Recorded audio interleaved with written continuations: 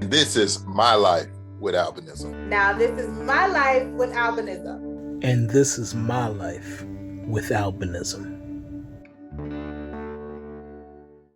Yo, welcome to MTV Cribs. This is my crib. That's funny. That was good. I liked that. All right, welcome back to another episode of Life with Albinism podcast. I'm your host, Dale, and I have two special guests here today. He's already did an episode with us, but we have a new special guest that has never touched the podcast before. So I'm going to let them introduce themselves, starting with you. Let them know your name, your age, where you're from, and your socials, if you would like to give out your socials. Cool. Hello, everyone. My name is Asa DeShields. I'm from Maryland, born in Baltimore, raised in Prince George's County. My socials, IG, is Asa DeShields. Very simple. Follow me if you're interested. I'm not making too much noise. I'm humble. My name is Christian Dudley. I'm DMV area, Virginia side. I live in Chantilly, Virginia, about like 15 miles west of DC.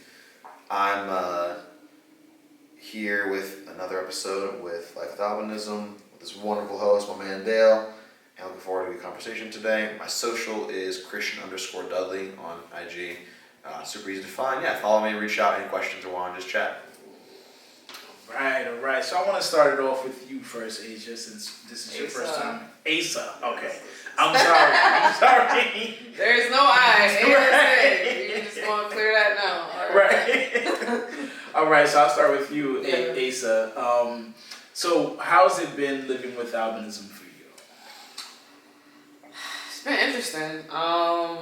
My mom kind of just instilled in me, honestly, like, you are who you are, you're unique, you're great, and don't let nobody tell you otherwise. I grew up kind of in an environment, well, my mom made sure I kind of had some of the resources, like Columbia Lighthouse. I grew up in Prince George's County, Maryland, and they had low vision specialists to kind of make sure I had the accommodations I needed throughout my matriculation in school. So I kind of was exposed more to like other people like me versus kind of like just growing up and like, oh, I have albinism, but what does that really mean? And now, you know, I'm here in NOAACON 2024 and I'm seeing different aspects of albinism. Like, I've always known that there's oculotaneous albinism, but there's also like oculotaneous 2, 3, like it's different levels to it. But for me, my mom instilled a confidence in me.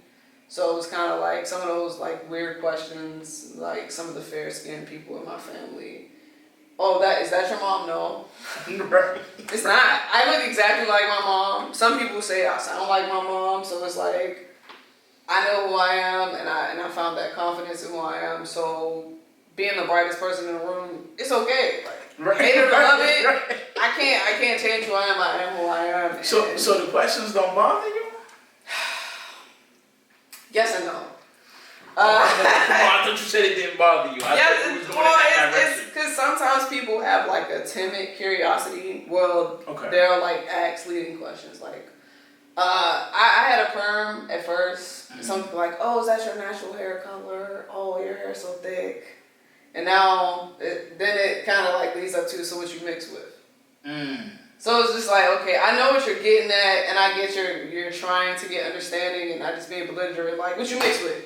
Right. You know, versus, but now that I have locks, it's kind of like, people don't know. So it's kind of more of that humble, like, I don't mean to be offensive, but are you mixed with something? Who are you? Type. Mm-hmm. So I've kind of seen both sides of the spectrum where it's like those humble questions, but also those like bold questions, like, I just want to know. And I have a laid back demeanor, and like, I would say I grew up kind of with a village. Like, my mom instilled confidence, but the friends that I made throughout my matriculation and, primary school, people were defensive of me. Like, there were times where people would like, hey, white girl, blah, blah, blah, and I would have to like get buck or, you know, assert myself and let you know that like, just because I don't look like you doesn't mean that I'm not about to take you talking to me any kind of way.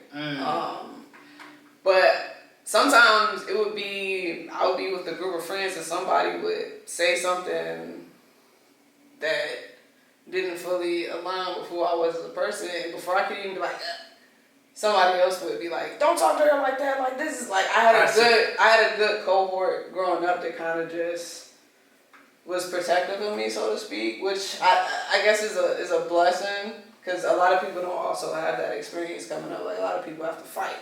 Right. So I'm thankful, but also the environment that I grew up in gave me a tougher skin, because it was just like, well, I'm either going to sit back and take it, or I'm going to stand up for myself. Because at some point, I won't have the defenses of these friends who care about me, or the defenses of my mom, because I'm in elementary school. So that kind of gave me a backbone. Like, I was appreciative of the village, but I knew that I also needed to advocate for myself as well. Okay. Now, time for the group discussion, right? So this is something that provoked my interest to tell you guys, but we discussed it at the group discussion that I led.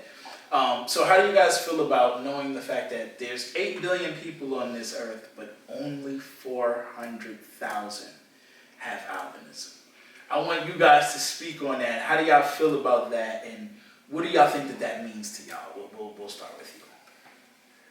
For me, that number, again, I knew what the United States stats kind of looked like, but worldwide, I did not know how that number lined up. Hearing it in that discussion, for me, was very much like a reminder of what I already knew of. I have a responsibility to, if someone asks me a question, to kind of be like, hey, this might be the only chance someone's going to get in a decade or more to even see a person with albinism, let alone talk to them, be like, hey, I have a couple questions for you. So for me, I'm not going to really have the attitude, unless I physically have to like leave or run somewhere for work or whatever, I will sit and talk for 5 minutes and just answer some questions, have a dialogue, because the person generally, 99.9% of the time, legitimately wants to know. And they might not ask it perfectly, they might not use every word right. Like, I know some people get sensitive about the word albino, but again, I've never had somebody in a questionable manner offend me, be like, hey, are you albino? Because they're not trying to say hateful, like a word. I'm not saying if you get offended by the word, nothing wrong with that. It's not my thing. I don't get offended by it. Because again, they're trying to say a thing. I've had coworkers where I'll mention, like, yeah, I have albinism. And they'll say, what's that? They don't know what I'm saying. I'm like, I'm an albino. Like, oh, okay. They don't know the other word. So it's not like they're trying to use a mean or hateful word. They're asking a question. And so for me, hearing that number of, okay, there are so few of us, there's responsibility for anybody else in our community of, like, hopefully the next time they see somebody, they can say, hey, I met this guy a few years ago at Albinism, super nice. I actually learned a lot more about your condition, and it's really cool. Like, it's really interesting to me. That's I hope. I sleep easy at night hoping I can purport that among culture and society, especially in a metropolitan area, because even then, it's not the most common thing. So that's my take. Okay. And how do you feel about that statistic of the numbers? It's weird to me, because it's kind of surreal. Like, I'm not necessarily an anomaly, but it's like, someone with a visual impairment that is in a professional scope of audio visual support, or like visual. And it's like, it's very surreal, and it's kind of motivation to just keep going, because, you know, I've seen actors like Corey Pritchett and several other models and people that are acting with albinism. It's like, the sky's the limit. Like, we're people too. We're functional. Right. We can accomplish whatever the average Joe can accomplish as well, and it's fascinating that, so to speak, we're dropping a bucket, but words, like, I remember being in elementary school, and I had an art teacher who was like, I'm trying to get my hair to your color. And I'm just like, I'm just living, baby. right. Like, it's fascinating, just like the little things, like the uniqueness of us that people try to emulate. I'm thankful to be a part of such a small number. Like, and you know what? That's how I took it. I took it as, wow, this shows how unique we are. Because to me, those numbers, it actually blew my mind. I'm like, less than 500,000? You know what I mean? Like, I would have thought there was 500,000 in the United States alone, or in Africa alone. To know that there's 500,000 worldwide, less than 500,000 worldwide. It was just mind blowing, and then it was just like, yo, that speaks to our uniqueness. You know what I mean? And you got to think about that. Out of 8 billion people, we are less than half of 1 million. You know what I mean? So I'm like, yo, that really, I think it's like the word you said. We become the drop in the bucket because you're looking at such a small number. So do you feel like that kind of makes us like that much more rare because of that number, or? Absolutely. Okay. Sorry to cut you off. Oh no, go ahead. Yeah, I was just saying, like, that's my thing though, is I think, kind of like Asa touched on earlier, of like brightening the room. Like, I'm cool with being that rare. Like, I think that makes me, I guess it's kind of like, I shouldn't say a superpower, but like a unique thing about me that it's mine, I get to have it. And like, after going to a NoahCon or talking to my friends that are in the community, and my friends, some of them honestly forget just because I don't make it like my life, like my identity. But a lot of the time, they'll like see somebody else, or they're like, oh, like my friend Christian like has albinism, and like to them it's really special because like it's something that like it's not. And you know, some people like make it such like a, oh, people use the word albino, they're like another animal. It's like no. They're just appreciate that they like have a friend or a family member who they'll see. Like I worked at a gym, a nicer gym in my area for a while, and I had a guy whose niece had albinism, and he and I got to talk, and he actually ended up recommending me for a job in the company he works for, and it was great. Everything was great. Super nice guy, still a friend of mine. But it was funny that I talked to him, and I kind of said, like, hey, like, why did you like pull me aside and like, for lack of a better word, kind of mentored me and really like it gave me a lot more extra. And he's like, honestly, man, part of it was just because my niece really had some struggles with people kind of just helping mentoring her because she doesn't have a lot of people that share her experience. And he's like, well, I don't share your experience. I can't help you career-wise. I'm kind of like, because stepping stones. Everyone pull each other up. We're a team. That's how we grow. And I'll even this conference, the opportunity of being able to just talk to parents who have kids that are like, hey, my kid wants to drive soon.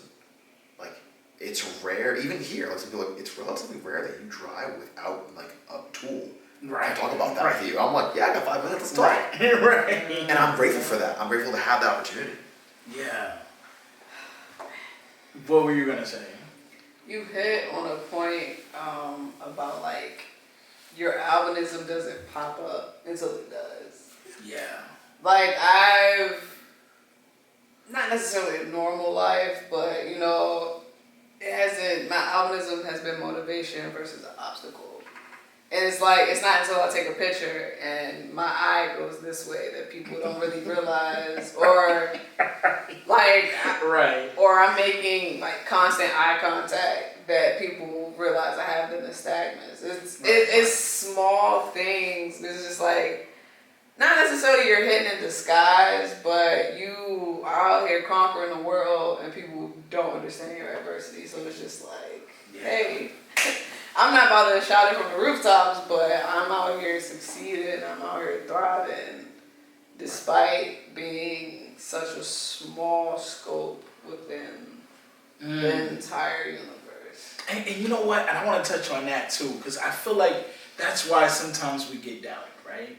Because we're such a small minority of people with albinism, it makes people think that much more negative of us in the sense of like another thing that came up in the discussion, we were like, how people always say like, oh, you don't look like you could do this, or you don't look like you could do that. A lot of that is being said because of how rare albinism is and how not so often they see someone with albinism.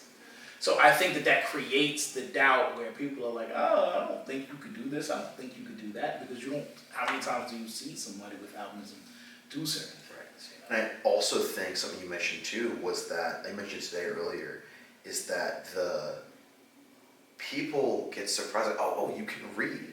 Well, like, what? The thing is, like, I never heard that. But as far as like any other disability, there's gonna be things that people like, or any other condition, people understand it to be, And it might be correct to an extent, like, oh, your vision is kind of lower. That's true, it is. But they don't know it to the degree. And maybe they've met one person with albinism, and that person could barely see at all, and like was very hard to correct, and like needed a lot of help. So maybe that was the way it came from. Like it's their one example, and that's where they're kind of rolling from. Right. Or they see online, like someone with albinism has needs help navigating around. Maybe have a dog, a king, whatever. Nothing wrong with these things, but that's they see the extreme. Right. Someone they only had that one example. For someone like me, again, I'm not tooting my own horns. I've been noted here this weekend alone as like, hey, you have a little better vision than other people. Yeah. And I'm like, I guess so. Like you do. No, you do. And that's what I'm saying. Though. For me, I'm comparing a lot of my friends, especially like growing up, like athletes, hand-eye coordination, good vision. I'm like, y'all are seeing for free? That's crazy. Right. But like, that's my thing. Is it's what you compare it to and what their experience is. Because to them, like I'll share a story, really quick one, because you mentioned like people don't notice until something happens, like a unique, like a picture or something like that. Yeah. I've had people, especially like when I was in college or at like a party, and like I'll hold my phone a little closer. Like I could probably sit like this and comfortably read it. Right. Versus like some people I know move a little closer, whatever else. It depends on like the picture or font too, whatever. But I remember someone sent me something. I was kind of like zooming, looking a little closer, and someone goes like, "Oh, he's drunk. He can't barely see his phone." Now again, he had no idea. You know, I had albinism. I had a hat on, like. He just met me. And I could have taken that moment and turned it into he assumed the worst, that was so rude. Hold on, I'm gonna breathe. And I talked to him a couple other days later, so like, hey, just so you know, again, we're all having a good time, whatever. And I'm so sorry, it's okay, it's all good. He wasn't trying to be mean or hateful or nothing like that. And so for me, there are those things where people have a perception and might not even realize it's due to your albinism that there's like some kind of shortcoming. Just like with seeing like a menu at a fast food place, it's like, hey, I can't see that. I had professors that are like, oh, it's right here on the board, you can't see that, and they didn't know. I didn't know. Right. Like you said, I don't hold a sign up. Yeah. Right. But also, they're not trying to be rude. They just don't know what I don't know, like you said. So that's my 2 cents. Yeah. And I get that, and I think it even ties into the whole thing about rarity. Think about it. If there was, let's say, 10 million people with albinism on the planet, people probably wouldn't ask those silly questions because they would have encountered albinism so much more to know, okay, there's now degrees and whatever. Right, they're not familiar with it because it's so rare. Right. You know what I mean? So how often do you guys bump into other people with albinism on accident? Not like at like a NOAA-con or something, but just purely accident. I think I actually work with someone with albinism, but it's like, do I be like, hey friend, I got albinism too, or do we just like play it cool, and if we step in the elevator, good morning, and just keep it moving? Oh, don't tell me that happens. We haven't, I've seen him like in past, we've never made it to the elevator. It's literally just been like, he's over here, like across the room, and I'm across the room. Are you sure he has albinism, or are you like, kind of he's blonde. Yeah, the features are given. Right. But I don't want to be the stereotypes that don't have albinism that also assume. I'm not going to front. I get a little hesitant to ask in public unless it's obvious. Yeah. Like if the person looks like you, I would ask for sure because I'd be like, I'm pretty sure she has it. Yeah. But like you're a little more different. Some people don't know. Yeah, like you just look like a very pale white guy. Right. You know what I'm saying? It depends how long my hair is. It depends on like to the point where my features and whatever else. Usually a lot more African Americans know quicker. Yeah. But again, even still, like it's not short and obviously, like I know you guys do. And we're all low vision here, so you don't notice little things like that. But I count 4. I have encountered 4 with albinism, not through a conference, just by random happenstance. Okay. I went to college with 2, brother and sister from Nigeria. Wow. Yep. And when y'all do encounter people with albinism, do y'all talk to them? Oh, straight up. I was playing. So it was a freshman hangout. Like there's food, games, whatever. They had like a Xbox and stuff. I was playing FIFA with one of the guys, and then he walks up, kind of watching. And I saw him, and I'm like, that's not you see every day. I let it pause. Hey, 1 second, brother. Right. And then I ended up meeting her sister. His sister worked at Starbucks on campus. I met her a few weeks later. I met somebody in Munich, Germany. He was serving at the beer hall I was at. I saw him walk by. I was like, no way. And I got up, went tapped him on the shoulder. Wow. His English was pretty broken, but we talked a little bit.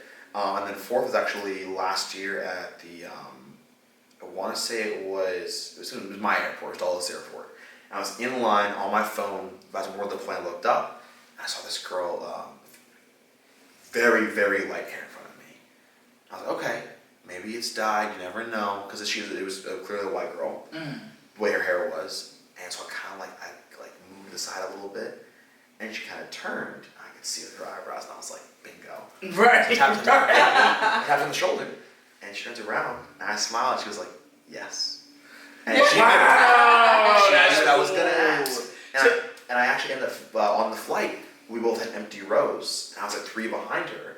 And I said, hey, do you mind if I sit with you on the flight?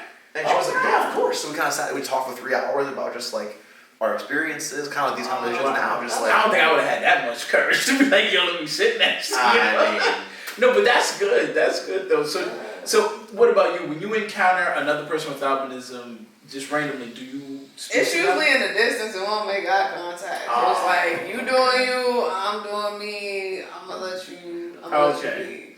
Well, that makes sense, right? Because you're saying it's at a distance, you're not. Yeah, like I haven't like, boom, boom. Oh, okay. Like I haven't been like, or been in a restaurant and they're like on a diet. Like I haven't been in a situation where it's kind of like. You know what's so funny? You know what I do? If I see somebody without, like, I live in New York, so I'm on the bus, I'm on the train. So when you're on the bus and train, it's very crowded. So you're like this with the person. If I see a person with albinism, I'll kind of stare at them a bit and be like, let me see if they're gonna say something to me, if they're gonna acknowledge me. And then if they don't, I always do it. I'll be like, yeah, for you. But I feel like we're like obligated to. I feel like you should speak to another person with albinism if you're in close quarters. Now, don't go out your way, but if they're like right there, I think we should speak to them. I mean, the way I see it is, again, when if they've never met somebody else, you know? Yeah, and I've had that. I was on the train, and I seen this young man with albinism, and I kind of did what you did. I kind of walked over to sit next to him because he was like all the way down there, and the moment I approached him, he was like happy. He was like, oh my gosh, I've never met someone else with albinism. This is so surreal for me. And I'm like, oh wow. We need to get like a community, like almost like a token or a coin, kind of like a flash. And be like, okay. Right, the albino card. Yeah, like what's the TV show? The After Our Last Airways, like the White Lotus, like something like that. Like it's like because, but like I said, that's one of the, it's like any other kind of society, like a fraternity, where it's like people from any kind of difference, networks, whatever, people will say a combination of Greek letters and all of a sudden they become friends. Yeah. They met somebody else in that community, some shared experiences. Right. Everybody else. And it's like anything else. We have a shared experience that's unique to us and a select group outside. Why not? And it ain't gotta be weird. And honestly, if that girl had been with somebody else, like she was sitting alone. If I would have like interrupted her and like a significant other or like kids. Oh, I see. So yeah, it was we were both alone. I figured why not? Yeah, that was appropriate. So yeah. Well, also I like people. I talk to people. I'm an extrovert. I won't get nervous to talk to anybody. So especially with somebody with albinism, where I'm not gonna offend anybody by asking. And also, I was so sure. And again, she was my age. She was a professional. Lived near me. So we talk a lot about kind of just like visual impairment, driving. She drives too. Just kind of those conversations. She was like, hey, what kind of car do you drive? All those things came up, and she was really grateful because she was like, yeah, I've met like one person at college, and I didn't really know him that well, but otherwise, this is like the most I've talked about with somebody that has albinism. It's my age. It's really cool. She got to watch some videos online, all that stuff, because we live in the age of the internet, which is great. But yeah, I definitely think an obligation is a good way to put it. Not to make anyone uncomfortable, but to at least make an offer of like, hey, like, put it out there. And if someone is like more introvert or shy about you, don't gotta be rude. Like, hey, nice to meet you. Like, I'll let you go and do your thing. But yeah, it's definitely gotta be use your EQ a little bit. I'll let you get the closing statement. Well, for me, I think I've had more like social media interactions. Oh yeah. Because I've done like when I post, I always add albinism or albino or something along those lines as a hashtag. It's just like hey, we're out here. So Wait. So that makes me get that. I know we're kind of filming a little long, but that provokes me. One more question. no, you're good. Are y'all overly flooded with friend requests from people with albinism on like Facebook and your social media? It's here and there. For me, It's not. I don't have doesn't stop. hundreds. It's For here me, and it there. don't stop. Every day I get friend requests from people with albinism. You also, to my understanding, run a business that promotes it. Right. That's not a bad thing. That's Right, I figure it happens to all of us. It does though. not happen. If they have not found me through here, I have not met them, it does not happen to me. Really? So I'm gonna take a shot in the dark and say it's probably due to you, like you tag in social media, and like you purport it as, again, you own a business and you run like a podcast. Those both make sense to me. Yeah. I don't get a lot. Yeah, and I hope I didn't describe it wrong. I'm not mad about it. No, I know. Yeah. I love it. I love it. You know what I mean? Yeah. The only time it gets a little annoying is when it's these people from these very, very foreign places. A lot of them come from like Africa and Nigeria and places like that. And not that it's annoying, maybe I used the wrong word, but I'm a little more hesitant on those friend requests because some of them, not all, but some of them don't speak English, and I'm like, I can't even read the statuses you're saying. Yeah, exactly. You know what I mean? So, but other than that, it happens to me all the time. It comes with the territory. Yeah, it comes with the territory, and I love it. So please, friend request me if you want. If you have albinism, this is an open place for you. But and you were saying that for you it's like on and off. So yeah, on and off for those requests. Most people don't really reach out. It's kind of just like I've befriended someone else who looks like me. Oh, okay. For the most part, most of it's Facebook. It's more like chain through friends. I don't think I have too many through like Instagram or anything, but most of it's Facebook. Okay. I will say. Oh, sorry. No, you're good. I mean, I've had a few conversations with people, maybe like a year or 3 ago, where they've kind of like talked about their experiences, but. It's literally, I think it's just like gaining that sense of community, even though there may be a language barrier or whatever. It's just like, you look like me, we're connected here, and maybe at some point we'll be able to have a conversation. I was going to say super quick to close out that in talking to people finding you, it's definitely rare to find someone with albinism out just randomly.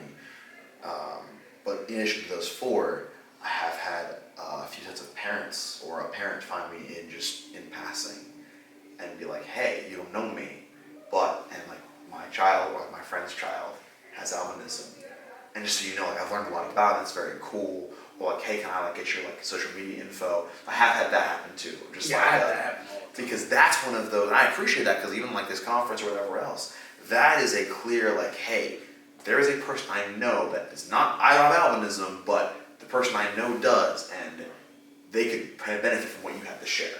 Let me connect you. And I think that's super important. And that is like I'll always welcome that, especially if it's someone who's younger and needs like hey, I've been through this. I got and they don't know about Noah or whatever else. Like that's a great opportunity. Absolutely. Well, I want to take the time to thank you two for doing this episode with me. I want to thank you guys for filming with me, and I think we did an amazing episode. I really enjoyed meeting you two, and I hope that we continue a good friendship, outside of Noah, and get to that point where we can start having our own events and we can start just linking up and stuff like that. We're not too far.